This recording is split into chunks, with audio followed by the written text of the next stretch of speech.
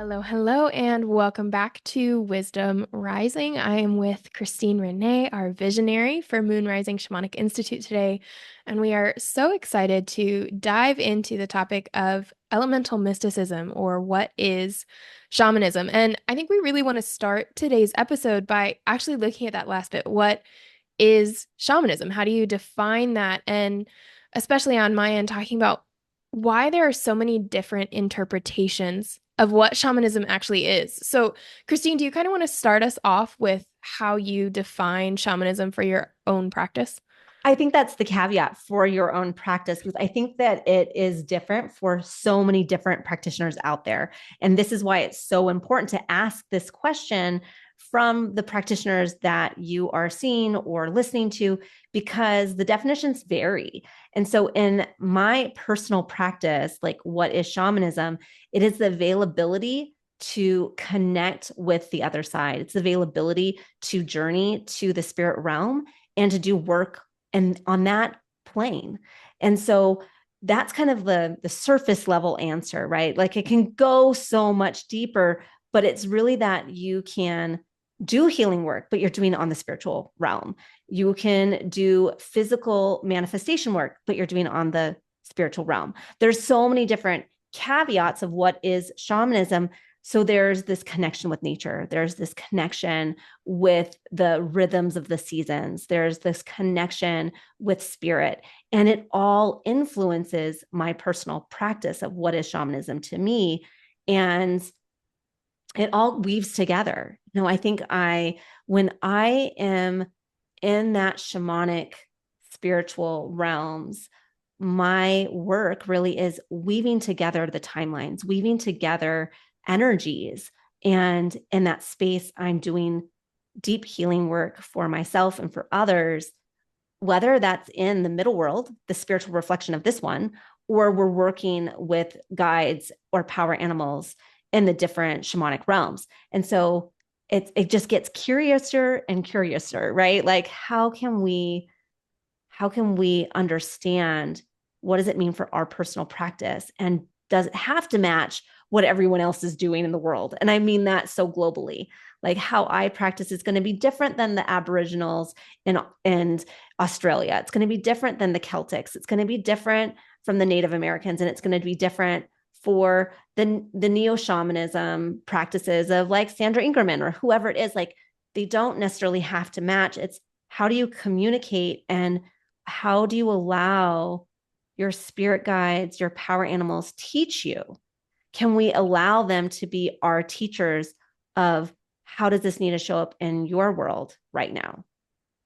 And I think that's such a beautiful point to make about what shamanism is and where it comes from, because a lot of shamanism it's rooted in that nature worship or that nature magic. And so we have to remember that a lot of these perspectives on how we see spirituality, on how shamanism came to be and why it was such a profound healing art is that it came about in a time where science wasn't a thing. It wasn't as prevalent as it was. It wasn't this, our students hear me talk about all the time how science has really kind of shifted away from what it was originally intended to be, which was a group of people who saw the magic of the universe around them and wanted to understand it more. And so science was invented, really, quote unquote, invented as this way of bringing more understanding about what the universe was. Whereas today it's shifted into, well, we can only prove that the universe has this magic if we can show it in a scientific experiment. And we've kind of shifted away from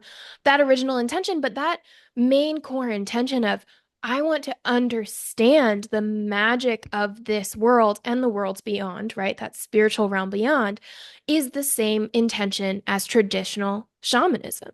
It was collectively known and understood that nature was a powerful force. And so the original shamanic people, right, they were seeking to gain connection to nature through spirit, to gain that wisdom, to gain the ability to heal and to protect and to work with the nature spirits. And so it's an inherently, I think, magical practice, not in a we're casting spells kind of way, but in a understanding that everything in this physical reality has an energetic and spiritual blueprint. It has that spiritual life to it. And that is the mindset through which shamanism was really created. And so when we look at traditional shamanism versus what some people call neo shamanism, or this kind of westernized version of shamanism that we see with people like Sandra Ingerman or Michael Herner, and modern shamanism practices today, is it really is so varied by culture to culture to culture. But what I think is fascinating is that, and there are many, many books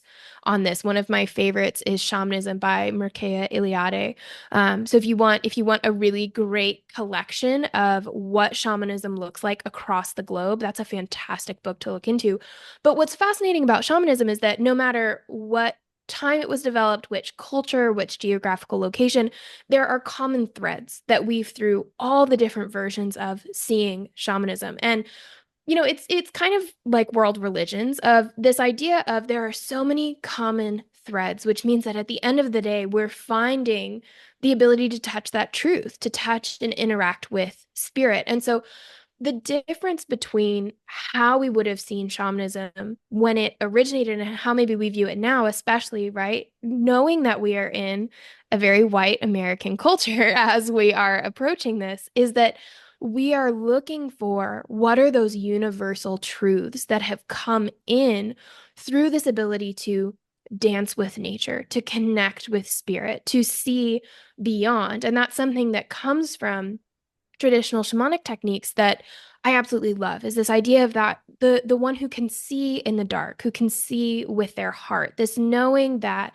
when you enter into a shamanic practice, you are stepping beyond your physical self. You are stepping into your spiritual self, your ability to see, feel, hear, experience the spiritual world beyond this 3D reality. And that, to me, like Christine was saying, is really what, if we try to define shamanism in one sentence, which is so incredibly difficult, right? But if we tried to bring it down to this one understanding, it's that ability to interact with the beyond, with the spirit realm. And a lot of times that comes through working with nature, working with the elements, working with your spirit team so that you have a deeper connection. And I think that's something that sets shamanism apart from a lot of other spiritual practices, is instead of connecting to spirit by escaping this reality, by going out through your crown chakra, by transcending or meditating your way to the divine, shamanism teaches you that you can actually come deeper. You can go deep into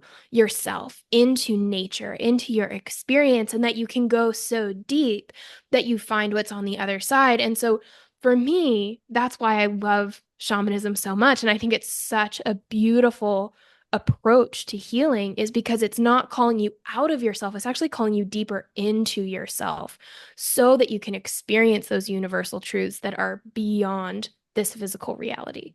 Yeah, well said. And there's that piece of the dream state, like I think a really wonderful way to kind of conceptualize this is recognizing that if we can dream it in at nighttime. So if you can be a lucid dreamer and you're creating your reality in your lucid dream, what if our life, our waking life, is actually just a dream?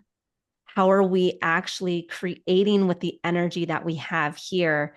And that dreamlike state of our daytime life, how are we communicating with everything around us as a way to co-create our reality?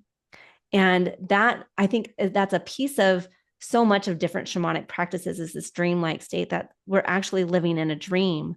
We're actually plugged into this reality from a different position. And I think we culturally have been so ingrained to be in a logical mindset. We've been so ingrained to be outside of our heart space. We have been so ingrained to dismiss spirit.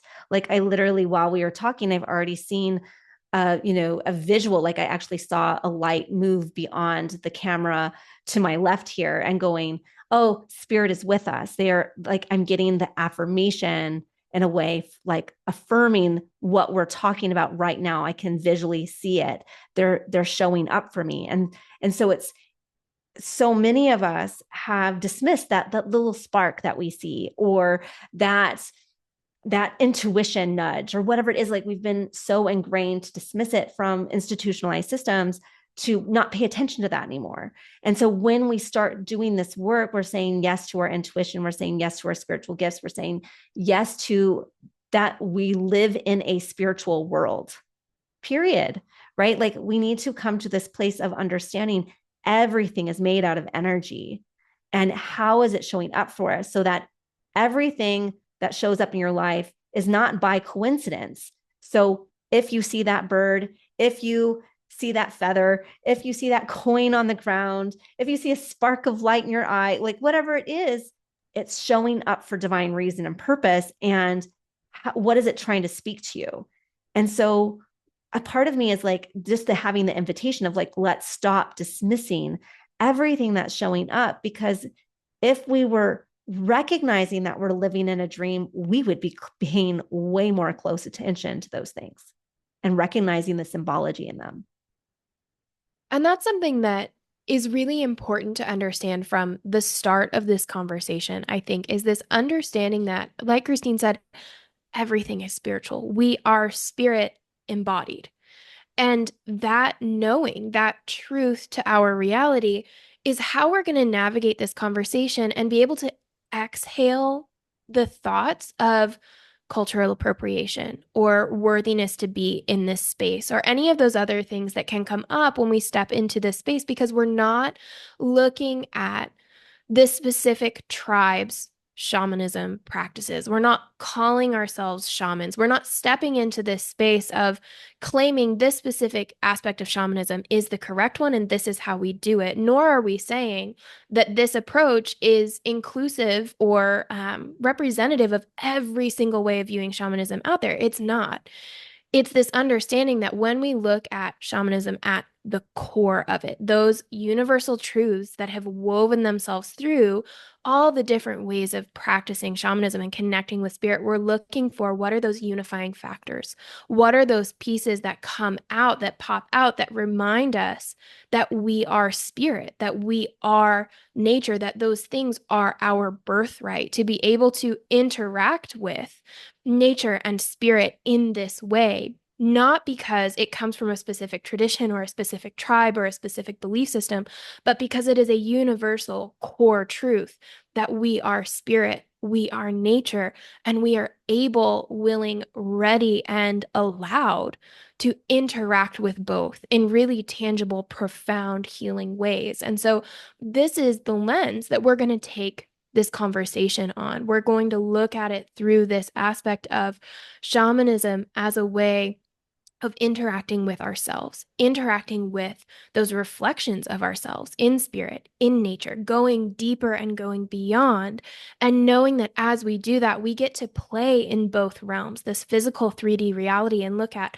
what is showing up for me? What does that bird feather mean? What does this emotion mean? What is the meaning, the deeper meaning behind these experiences? And what's happening in the spiritual world? What does that mean energetically? What is my guide trying to tell me? How is my power animal showing up for me? Can I go through this process of direct revelation and enter that dreamlike state so that I can commune with spirit in a really intentional, tangible way? And that's another aspect of shamanism that is so important to understand is it's not this idea of your spirit guide is out there and you may happen to hear them. It's no, we can interact with our spirit team, our spirit guide, our guardian angel, our power animal in really tangible ways, as in we can have a conversation with them. We can touch and interact with our power animal. We can hug our spirit guide. We can receive a spiritual lesson from our team in the shamanic realms. Because when we step into this shamanic state of mind, we understand that what happens in the spirit realm, what we see when we meditate or when we journey, which we'll talk about in a second, is just as real as what happens in this physical waking reality, like Christine was just saying. And so we get to make the spirit world just as real and tangible as the physical world around us. And I think that is an incredibly beautiful gift. And I think we can give you like hundreds of examples of this, right? But to just make it tangible to understand this, I'm going to give you an example from my practice from this morning. So I woke up this morning with anxiety in my heart space and going, where is this coming from? And so I could set the intention. I'm going to journey to the lower world to meet my power animal and to ask for healing of the anxiety in my heart space. Right. And so you always have this intention to guide you forward into the shamanic realms. And with that, I was able to visualize a tree moving down its roots, which isn't my typical way down, which therefore represents something. Like I recognize that's not my typical way down to the lower world. That's showing up for a reason. What does that mean to me? There's symbology there, right? So then I get to the lower world and I'm in my seaweed forest. I haven't been to my seaweed forest since the very first time I journeyed over 15 years ago.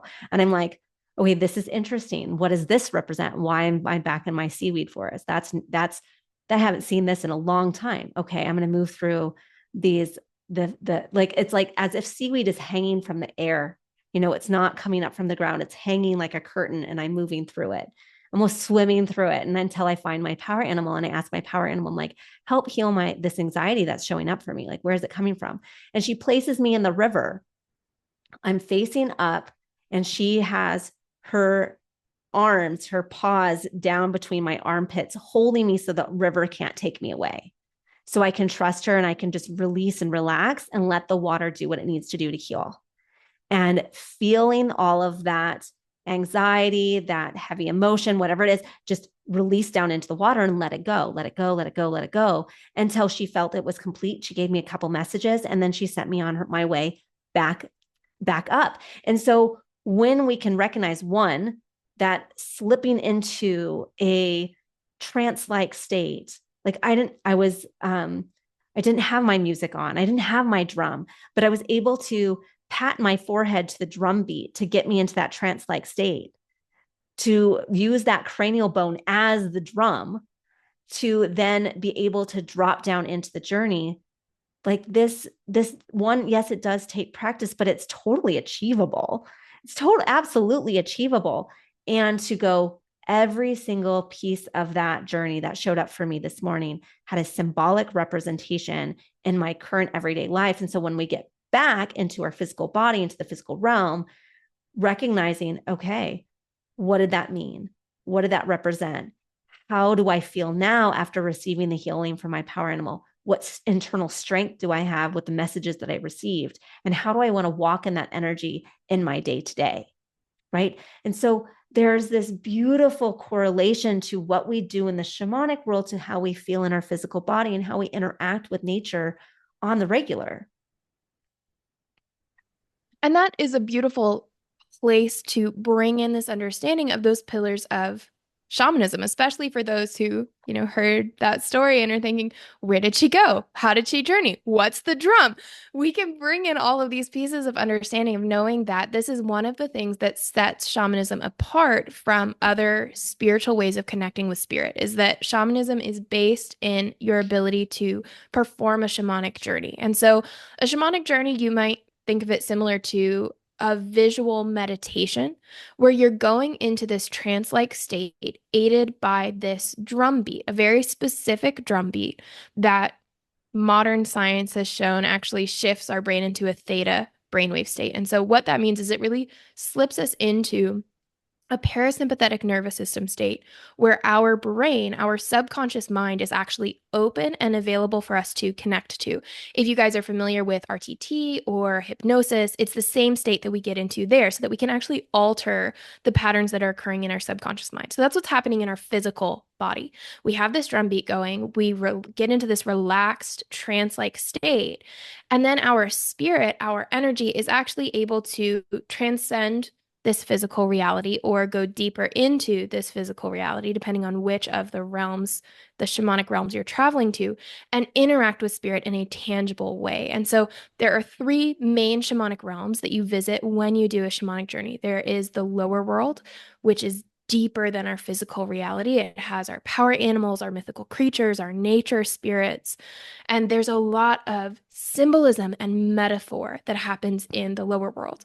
And then there's the upper world, which is transcending this physical reality. And that's where our spirit guides, our guardian angels, entities that we might channel, the star families, Father Sky, that is in the upper world. And there's a lot of inspiration and wisdom that comes here. The upper realm guides are really here to help guide us along our soul's purpose and intention for this lifetime. And then we have the middle world. And the middle world is basically the energetic blueprint of this physical 3D reality. So when that bluebird feather lands in front of you on your walk, there was some kind of energetic impetus that happened in the middle world to cause that bluebird feather to fall in front of you at that time. It's the energetic spiritual backbone of this physical reality. And so when we journey, we have the honor and the ability to visit one or more of these three realms at a time. And what that means is that our energy is actually shifting into a different energetic state to be able to perceive these realms. And I think that's a really important caveat to put in here of it's not that we are physically going to a different place. It's that we are understanding that just as in shamanism is based in this idea of animism, that everything has energy. And in quantum physics, we see that as everything is made up of atoms, which are made up of electrons, which are energy, right? Electrons, protons, neutrons, it's all energy. We have this understanding that beyond this physical reality is an energetic reality. And when we step into energy, we let go of form, right? There's not actually a body anymore. There's not actually a chair anymore. It's all energy. And we can see it on this spectrum, right? We have those deeper, denser, more nature filled energies that we see in the lower world. And then on the other side of the spectrum, we have those really ethereal, divine, light, bubbly, airy energies in the upper world. And so when we do a journey, we are shifting our energetic state, our soul state, our spirit state, however you want to phrase that, into a different place so that we can connect with the energy of the different realms and therefore be open and able to receive the information, wisdom, and healing that's available to us in these three realms. And so we have the ability to do what's called direct revelation of shifting our energy into that state, going to the upper realm, going to the lower realm, meeting with our power animal, our spirit guide, our guardian angel, what have you, and receiving that information so that we can then bring it back to this physical reality. And because of the openness of our subconscious mind in that theta brainwave state that we were talking about, when we return from a journey, our actual neurons, our neurological state has shifted. It's been impacted. And so a shamanic journey takes 15, 20 minutes tops. And yet, by the time you return, by the time that drumbeat shifts, brings you back into your waking alpha beta brainwave state, and you're able to come back into your physical 3D reality, you've received an immense amount of wisdom and inspiration. You've connected with your spirit guides or your power animal in a really powerful, tangible way. You've received insight and wisdom, and you've literally changed the map of your subconscious mind because you entered into a state where you were open and able to access that healing. And so when Christine is sharing all of these things that happened in her shamanic journey, these things actually happened to her energy. Because again, when we step into a shamanic state of mind, we're recognizing that what happens in that energetic realm is just as real as what happens here. And that's something that really sets shamanism apart from other spiritual practices. And notice too how when you shift in the energetic realms, you also can accept it physically. There's a physical shift. It's not just a psychological shift. It's not just an emotional shift. There can be physical shifts as well. And this is kind of like your distance Reiki. This is your, like, there's so much that can happen that really reflects physically in our well-being when we start doing shamanic work in the different realms, because everything is reflective of one another, right? And so this is where animism comes in, when we can start to identify, I am energy. I am the four elements. My body is the earth, right? My blood is the water. My breath is the air, and my spirit is fire. Like, when we can have this true understanding that I am elemental, I am made up of energy, I am made up of the elements, I am therefore connected to all of the elements as they display in nature and in my home, right? So I can have this energetic connection with everything. So oftentimes I reflect this back to our students and going, what's the energy like in your home? Is it cluttered? Is it full? Is it chaotic? Are you having pipe issues? Like, what is going on in your house, and how is it actually reflecting your energy in your body? it just gets more and more interesting the more we can relate to how do we relate to energy on a whole throughout our experience, and recognizing that everything is showing up as a reflection for something for us to learn, to experience, to expand with.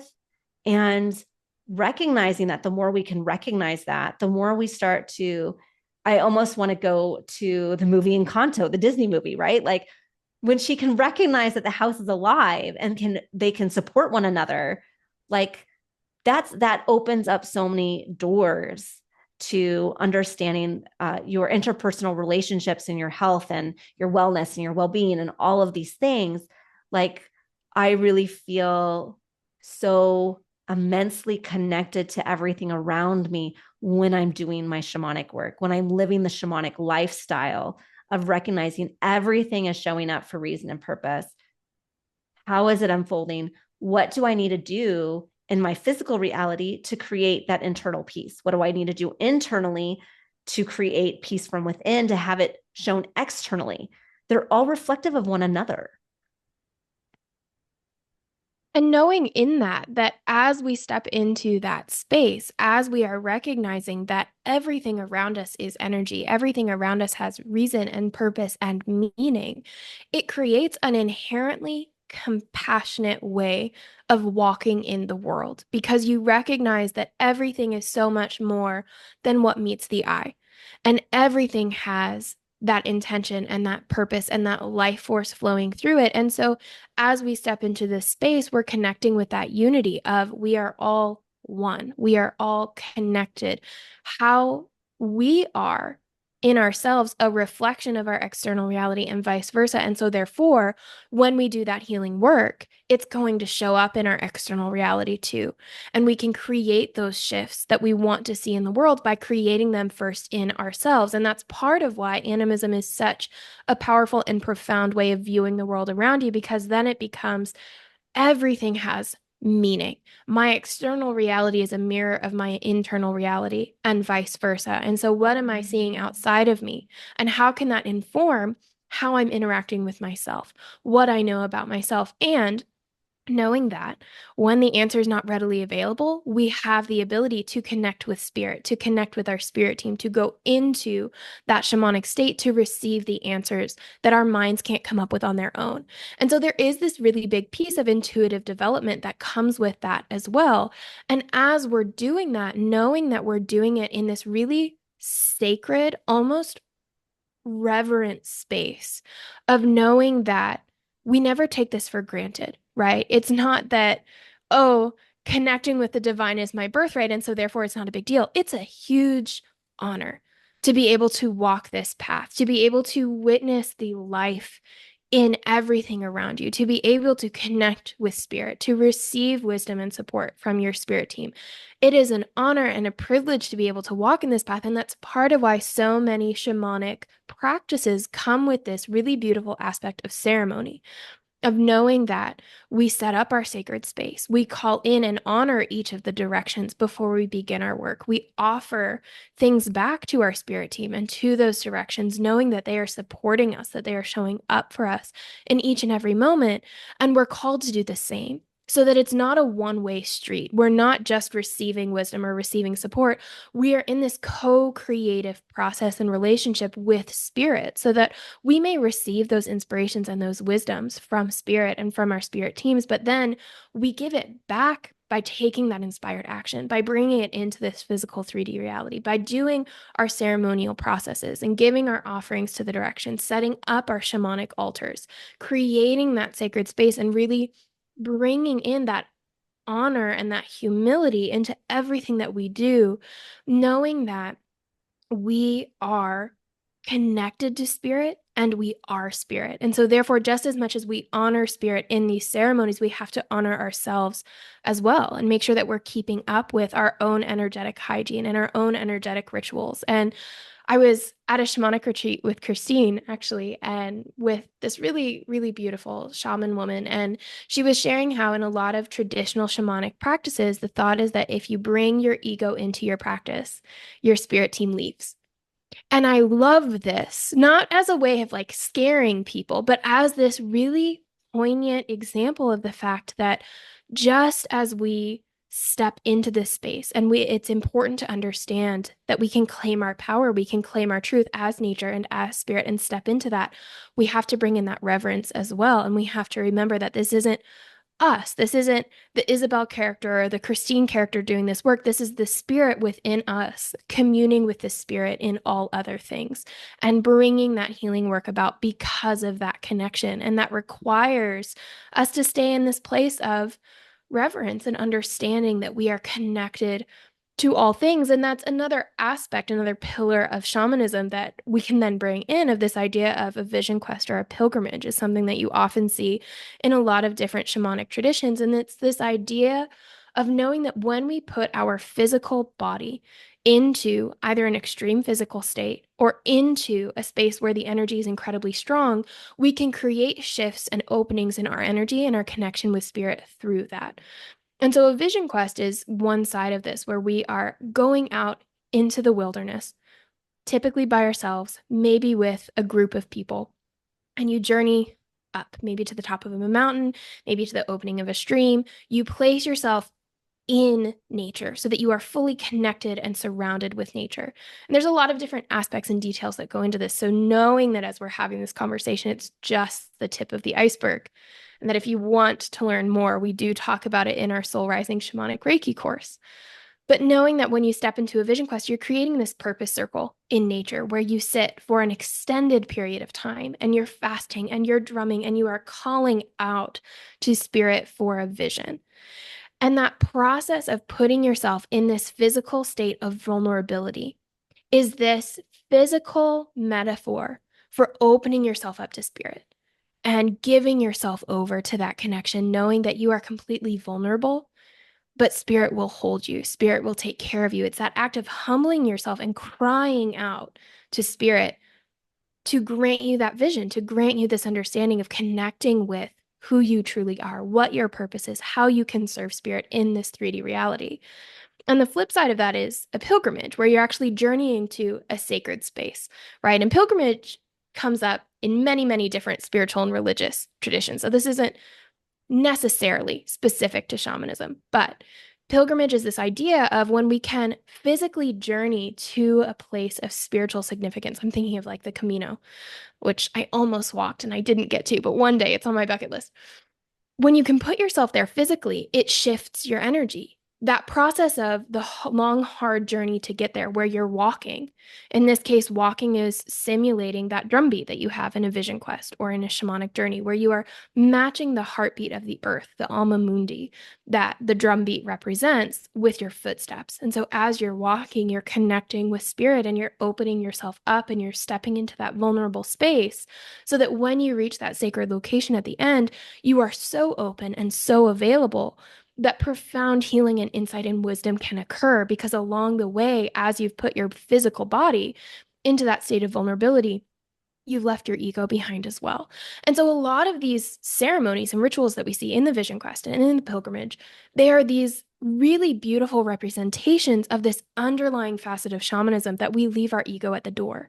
We leave our human personality and mind and our desires and our ego and all of it at the door so that we can step into connection with spirit and with that unity in all things, knowing that it's in that state of vulnerability, it's in that state of openness that that true healing and that true work can occur so that through that process, through that healing, then the world around us can be uplifted and shifted as well. And so as we honor ourselves and we honor our own healing journey, we are also honoring the world around us, knowing that as we heal ourselves, we heal the world.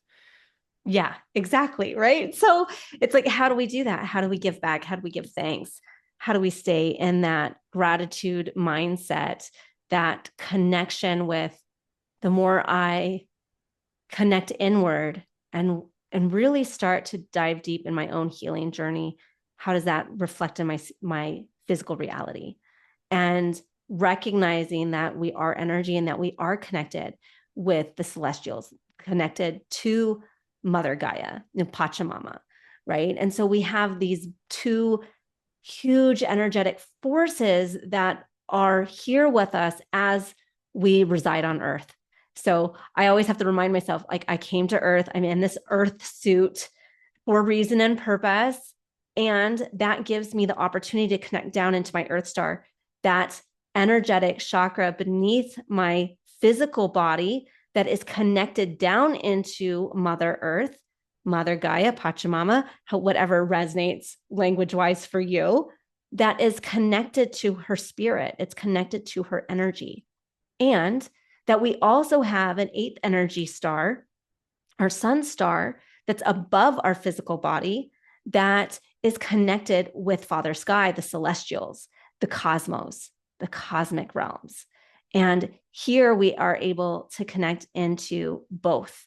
So as an earthling, we are tethered both ways.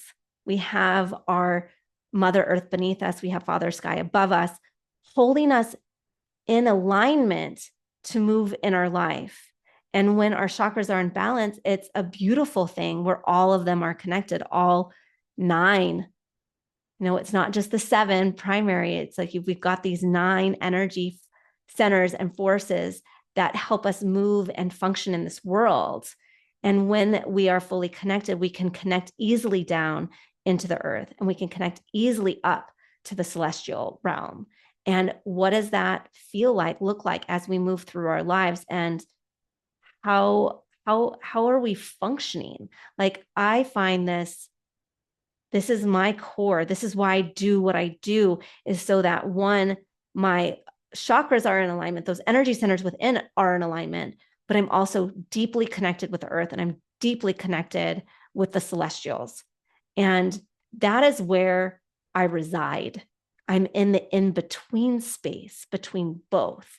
There isn't one that is better than the other. Like, I see so many practitioners, they're either all earth or they're all sky. And I love that shamanism allows us to be in the balance of both, that we allow the chakras, the energy centers, to be balanced from within. And we have this balance in nature with the seasons, with the celestials. And so it can be both.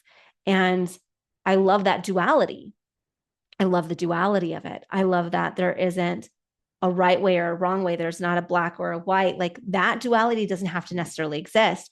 We get to play and dance in the energy, and noticing that separation is an illusion, that we can be connected to both. We have both. We are both made of, that dust to dust, and we are all stardust.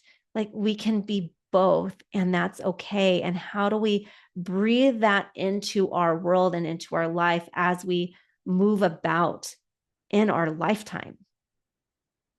And that idea of being both, being connected, being all, having that connection to Mother Earth and Father Sky is something that also ties into something you said earlier, of that idea of our body representing those elements of air, fire, water, earth.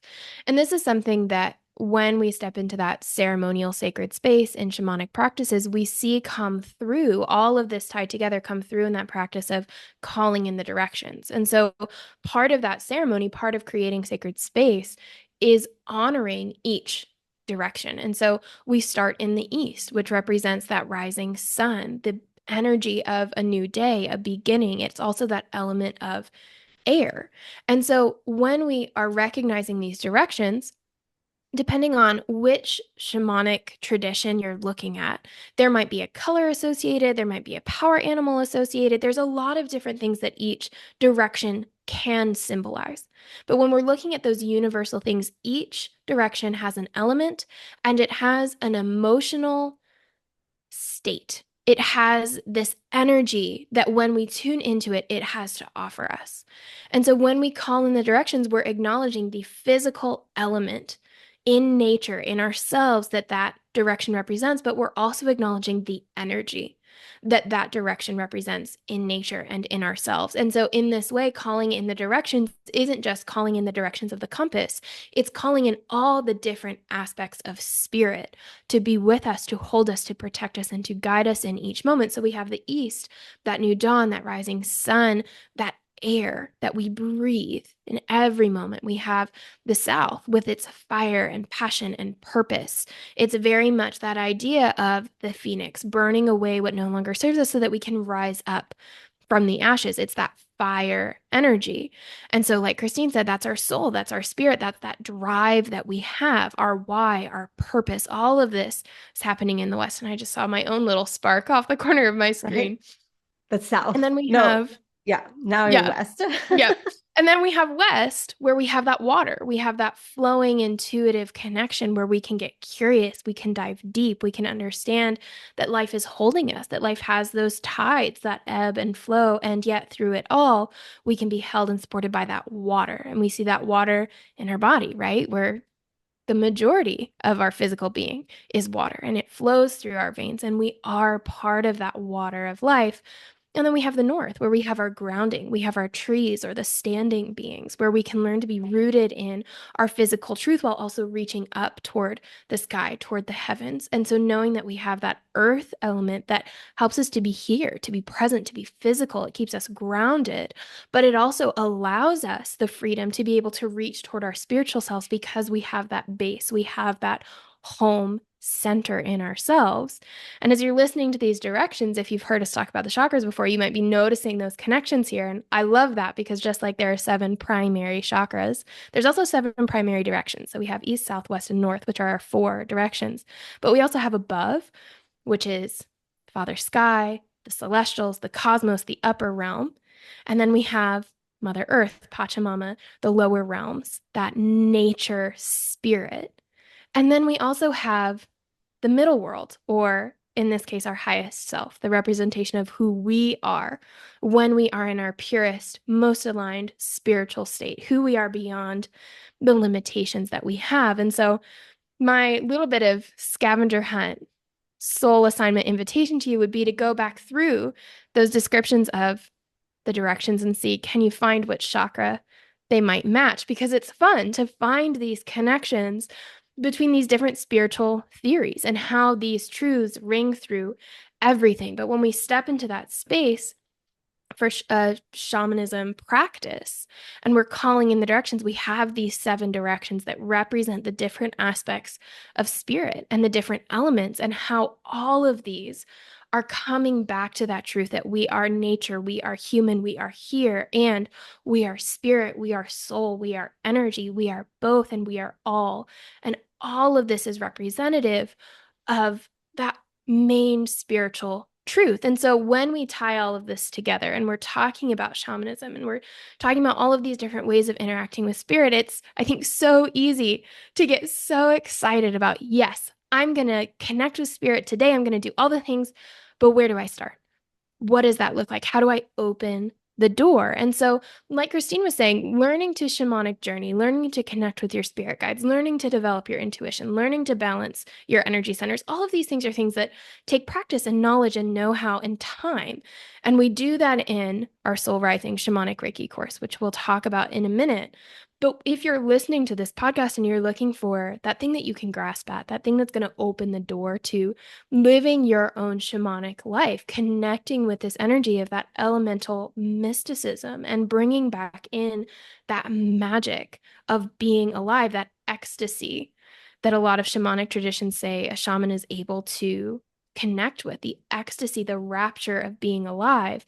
It simply starts with connecting with those elements in an intentional way, knowing that when we breathe, when we have that fire within us, when we are interacting with water or we're hugging that tree and grounding into the earth, all of these things are more than just the element before us. They are representative of these different aspects of spirit.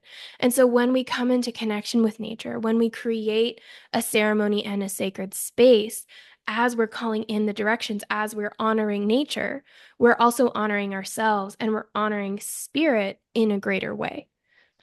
And to add to that, like if what we've already discussed today is like, well, that's not how I practiced, or that's not how I learned it, notice that there's no absolutes here. You know, it's very interesting when we were, Isabel and I were at a shamanic retreat this summer. And 2 weeks before, I had gone to a Lakota Humblecha ceremony, where people were doing their vision quests, and there were, dozens of us who were holding space in camp, praying for them the whole 3 days while they were on their vision quest, what they did for directions versus what this other tribe, Little Shell, which is a Sioux tribe, their directions are different. And it's okay, so noticing that there is room for flexibility, and there's also room to going when you start developing your own personal practice. So when it's not attached to a specific tribe, when it's not attached to a specific lineage, for example, but you are developing your own practice and you look around your own personal geographical location, they might be very different than what we just called in, the elements, right? So if you are living on the, Texas coast, like one of my students just asked me, and she's like, but the water is to my south. Like it literally is like just a couple blocks away. Like I can't have that be fire because there's literally water right there. I'm like, great. Well, then you can learn how to shamanic journey to your own 4 directions and develop your own invocations. So recognizing that we aren't bringing forward an absolute truth. We're bringing forward an invitation for you to create your own personalized practice to connect with your own personal elements and team and power animals and all of what's available to you, so that you can come into your highest truth of who you are, to find that balance, to find that security in your practice, find the rituals that work for you so that it can overflow in abundance into your external reality, right? So it doesn't need to be X, Y, and Z. And I think this is one of my favorite things about our approach here at Moon Rising is that we give such a buffet of options to students. There's not one right answer for every single person. There's not one way to journey for every single person. And so we're going to match you where you come in at.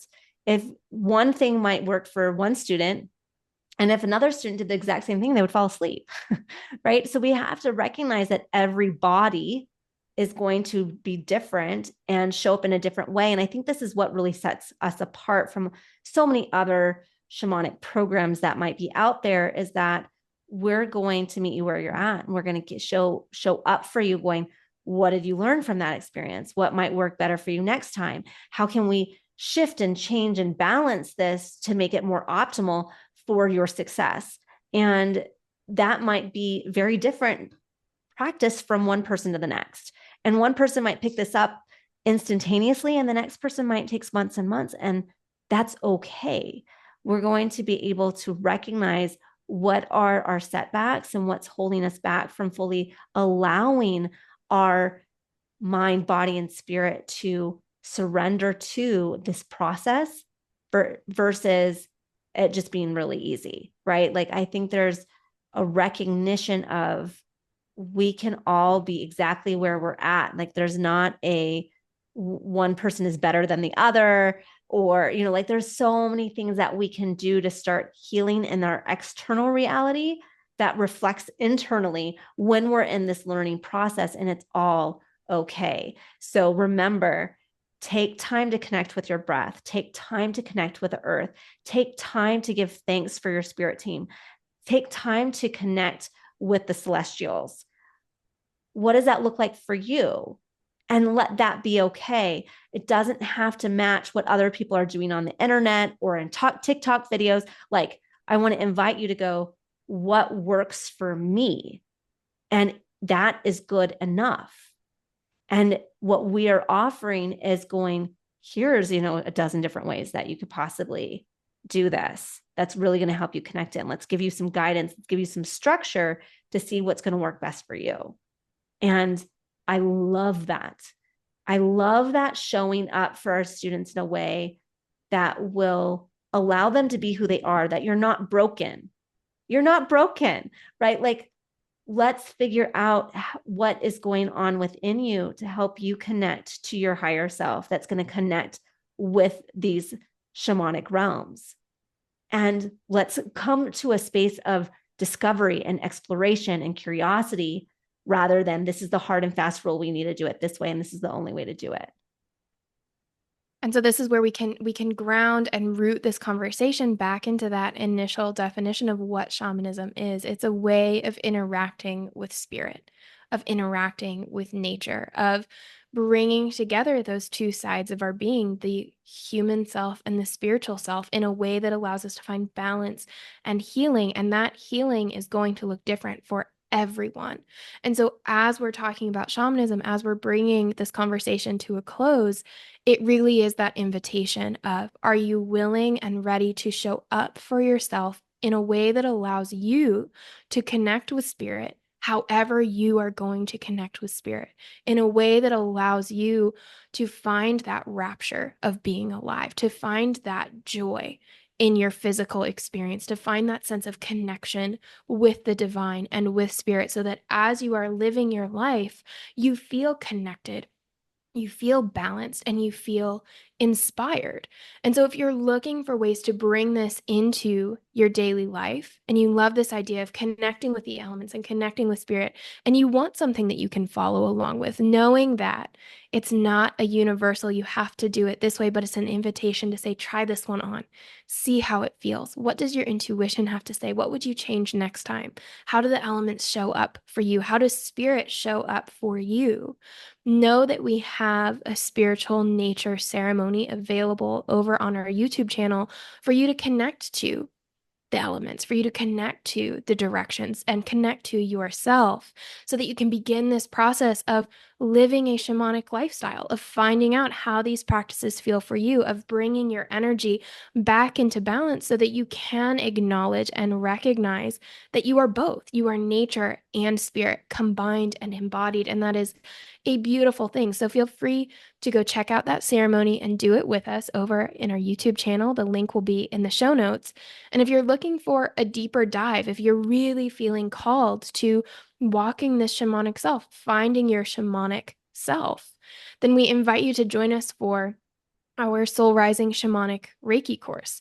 It is a 4-month journey into the depths of who you are, so that you can learn to release those limiting beliefs, connect with Reiki energy, learn to shamanic journey, heal in the spiritual realms, develop your intuition, connect with your spirit team, and so much more. So it's this 4-month journey that takes you through each of the directions to help you shed your skin and release what's holding you back, as you learn to connect with spirit, connect with nature in a way that opens you up, so that your soul can rise, your soul can heal, and you can step into that highest, truest, grandest version of who you are. And so, if everything that we've talked about today has sparked your interest and your soul is rising up and saying, yes, yes, yes, let's learn more about this, we invite you to go over to moonrisinginstitute.com/soul rising to learn more about this program, to learn more about what it is, knowing that we are in early bird enrollment right now. So if you do enroll, you do get a little bit of a discount right now,